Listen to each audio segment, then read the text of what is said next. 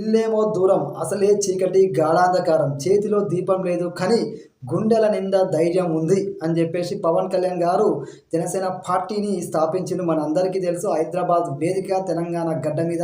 ఆ తర్వాత ఎన్నో ఆవిర్భావ దినోత్సవాలు పవన్ కళ్యాణ్ గారు నిర్వహించడం జరిగింది. ఎన్నికల ముందు నిర్వహించిన ఆవిర్భావ దినోత్సవం రేంజ్లో సక్సెస్ అయిందో మన అందరికీ తెలుసు. తర్వాత అధికారంలోకి వచ్చిన తర్వాత మొదటిసారిగా మార్చి 14వ తారీఖున పిఠాపురం వేదిక ఆవిర్భావ దినోత్సవాన్ని నిర్వహించబోతున్నారు. ఎప్పుడు పదవుల కోసం ఆలోచించలేదు, భవిష్యత్తులో కూడా ఏ పదవి గురించి ఆలోచించను.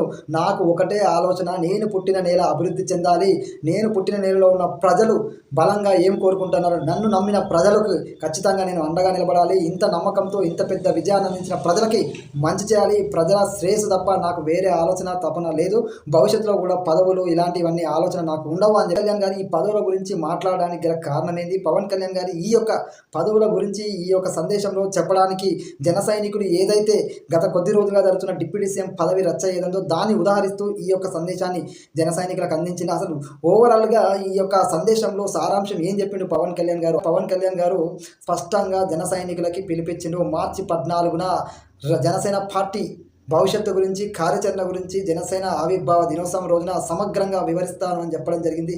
ఆ సమగ్ర వివరణ అర్థం ఏముంది? హలో నమస్తే, దిస్ ఈజ్ ఆంజనేయులు. ఈరోజు టాపిక్ వచ్చేసి సోషల్ మీడియా వేదిక పవన్ కళ్యాణ్ గారు జన సైనికులకైతే ఒక సందేశాన్ని పంపించిండు.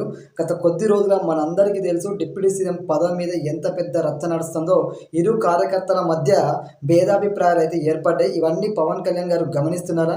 ఇంతకీ పవన్ కళ్యాణ్ గారు ఏమని సందేశం పంపించారు జన సైనికులకి? అదేవిధంగా మార్చి 14వ తారీఖున పూర్తిగా మనం మాట్లాడుకుందాము.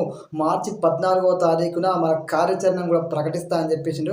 అసలు పవన్ కళ్యాణ్ గారు మార్చి 14వ తారీఖున ఏం మాట్లాడబోతుండు? అసలు పవన్ కళ్యాణ్ గారు నిజంగానే ప్రతి విషయాన్ని అబ్జర్వ్ చేస్తున్నాడా?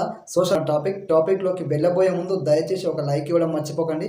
వీడియో పూర్తి ఇవ్వండి, నచ్చితే సబ్స్క్రైబ్ చేసుకోండి. చలో టాపిక్లోకి వెళ్దాము. ఈరోజు టాపిక్ వచ్చేసి పవన్ కళ్యాణ్ గారు సోషల్ మీడియా సాక్షిగా సైనికులకైతే ఒక సందేశాన్ని పంపించిండు. ఆ సందేశం సారాంశం ఏంటంటే 5 కోట్ల జనం భారీ విజయాన్ని ఈ యొక్క కూటమి ప్రభుత్వానికి 3 పార్టీలకు అందజేశారు. ముఖ్యంగా జనసేన పార్టీకి 21కి 21 స్థానాల్లో విజయాన్ని అందించారు. 2 ఎంపీ స్థానాలతో కలిపి మొత్తం 23 స్థానాల్లో 100% స్ట్రైక్ రేట్తో జనసేన పార్టీకి చరిత్రలో ఎప్పుడు ఎరగని విజయాన్ని ప్రజలు మనకు అందించారు. అదేవిధంగా సోషల్ మీడియాలో చాలామంది వ్యక్తిగతంగా కానీ సోషల్ మీడియాలో రకరకాల ఆరోపణలు చేస్తారు. సోషల్ మీడియాలో వచ్చే వార్తలపైన జన సైనికులు సంయమనంతో ఉండాలి. అదేవిధంగా కూటమిలో కానీ ఇతర నాయకులు ఎవరైనా ఏదో ఒక మాట మాట్లాడినప్పుడు దయచేసి సంయమనంగా ఉండండి.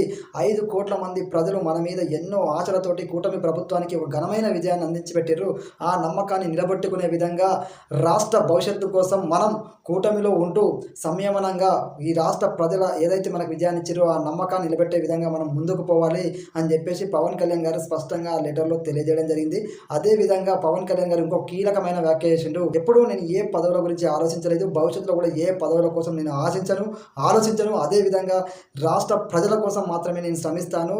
నేను పుట్టిన నేలకి అభివృద్ధి ఎట్లా చేయాలనేదే నా ఆలోచన ఉంటుంది తప్ప పదవుల మీద ఏ రోజు నాకు ఆలోచన ఉండదు. ప్రజలు ఏదైతే నమ్మకాన్ని మన మీద పెట్టుకున్నారో ఆ ప్రజల కన్నీరు తుడవడానికి, ప్రజలకు అండగా ఉండడానికి నేను ఎప్పుడు ముందే ఉంటాను తప్ప ఈ పదవుల విషయంలో ఏ రోజు నా ఆలోచన ఉండదని చెప్పేసి క్లియర్ కట్గా అంటే పవన్ కళ్యాణ్ గారు గత కొద్ది రోజులుగా డిప్యూటీ సీఎం మీద ఏదైతే రచ్చ నడుస్తుందో ప్రతి విషయాన్ని ఆయన అబ్జర్వ్ చేస్తుండో దీంట్లో డౌటే లేదు. కూటమి నాయకులందరూ ముఖ్యంగా జనసేన నాయకులు, జన సైనికులు, జనసేన అభిమానులు అయితే సంయమంతో ఉండాలని చెప్పేసి ఆయన స్పష్టంగా చెప్పడం జరిగింది. అన్నింటికీ మార్చి 14న మాట్లాడతాను, మార్చి 14న కార్యాచరణ అసలు మన సమగ్ర ప్రణాళికని నేను వివరిస్తాను. జనసేన పార్టీ తరఫున ఆవిర్భావ దినోత్సవం రోజు ప్రతి విషయానికి ఆయన క్లారిటీ ఇస్తాను అన్నట్టుగా ఆ యొక్క సందేశంలో తెలియజేయడం జరిగింది. కాబట్టి పవన్ కళ్యాణ్ గారు చెప్పినట్టుగా జన సైనికులు వినాల్సిందే. ఎందుకంటే పవన్ కళ్యాణ్ గారు రాష్ట్ర అభివృద్ధి తప్ప ఏ పదవుల మీద కానీ ఇంకో దాని మీద కానీ ఆయనకు ఆలోచన లేదు. ఆయన కేవలం ఈ యొక్క పుట్టిన నేలకి ప్రజలు ఏదైతే గెలిపించారో ఆ విజయాన్ని ఖచ్చితంగా బలంగా ప్రజల నమ్మకాన్ని నిలబెట్టే విధంగా ఆయన పనిచేయాలని ఆయన కోరుకుంటుండో. అదేవిధంగా మార్చి 14 ఆయన ఏం చెప్తాడు అనేది ఇప్పుడు ఆ లెటర్ సందేశం ఏదైతే ఉందో దాన్ని చూస్తే ప్రతి ఒక్కరు ఉత్కంఠగా ఎదురుచూస్తారు. పవన్ కళ్యాణ్ గారు ప్రతి విషయాన్ని సోషల్ మీడియాలో జరిగేది, అదేవిధంగా కూటమి నేతల్లో ఎవరెవరు ఏం మాట్లాడుతున్నారో ప్రతి విషయాన్ని గమనిస్తున్నాడు అనేది స్పష్టంగా ఆ లెటర్ వేదికగా స్పష్టంగా అర్థమైంది. కాబట్టి జన సైనికులు అదేవిధంగా యావత్ 2 రాష్ట్రాల్లో ప్రజలు మార్చి 14వ తారీఖున పవన్ కళ్యాణ్ గారు ఎలాంటి కార్యాచరణ ప్రకటిస్తాడు, అదేవిధంగా జన సైనికులకు ఎలాంటి దిశానిర్దేశం చేస్తాడు, జనసేన పార్టీ భవిష్యత్తు గురించి ఎలాంటి మాటలు చెప్తాడు, అదేవిధంగా కూటమిలో మనస్పర్ధలు ఉన్నాయా, డిప్యూటీ సీఎం పదవి లొల్లి అని ఉంది, ఇవన్నింటి గురించి పవన్ కళ్యాణ్ గారు ఖచ్చితంగా మార్చి 14న మాట్లాడతారా అంటే ఖచ్చితంగా ఆయన మాట్లాడతాడు అనే విధంగానే ఈ యొక్క సందేశం అయితే ఉంది. చలో అందరూ పవన్ కళ్యాణ్ గారి ఏదైతే మార్చి 14 సభ ఏం మాట్లాడబోతున్నాడు అని అందరం ఎదురు చూస్తున్నాం. మీతో పాటు నేను కూడా ఎదురు చూస్తున్నాం. పవన్ కళ్యాణ్ గారు ఇచ్చే పిలుపు ఏందనేది 2 రాష్ట్రాల తెలుగు ప్రజలైతే ఆసక్తిగా ఎదురు చూస్తున్నారు. మీకు గనక టాపిక్ నచ్చితే సబ్స్క్రైబ్ చేసుకోండి. జై హింద్.